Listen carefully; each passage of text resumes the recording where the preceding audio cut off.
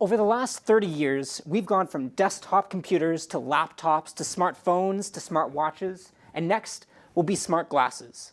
Soon, everything that you do on your phone, you'll be able to do on your face.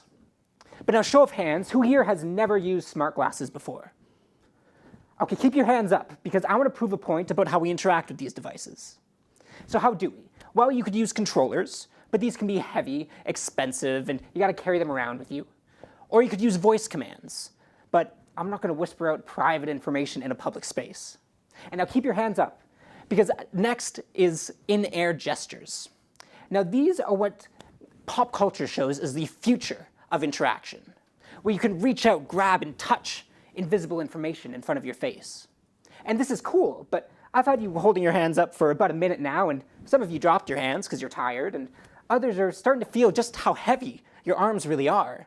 So this just isn't practical to do 100 times a day. But this is where my research comes in. And you can put your hands down. This is where my research comes in. I wanted to look at what an ergonomic, efficient, and private system of interaction would be. So I created CountMarks.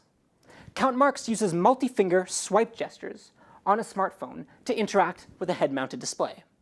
You place your fingers on the smartphone, and depending on how many fingers you use, different menus will pop up in your display for you to swipe on. So I tested this out with 2 studies. The first compares CountMarks to an existing technique and finds it to be faster and more accurate. And this technique was already faster and more accurate than selecting from a drop-down menu, like you're used to. So great, it works really well. But I wanted to see how it would actually be used. So I had participants put on a headset and use CountMarks while standing and walking and with the phone held in their hand or attached to their leg.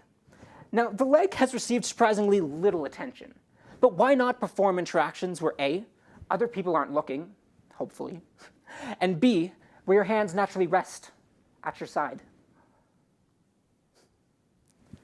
My technique requires only 4 fingers for interaction and can be implemented straight onto accessibility devices, which is a huge concern because as smart glasses start to appear in the world, there'll be new accessibility concerns, like not everybody can perform big in-air gestures or perform voice commands.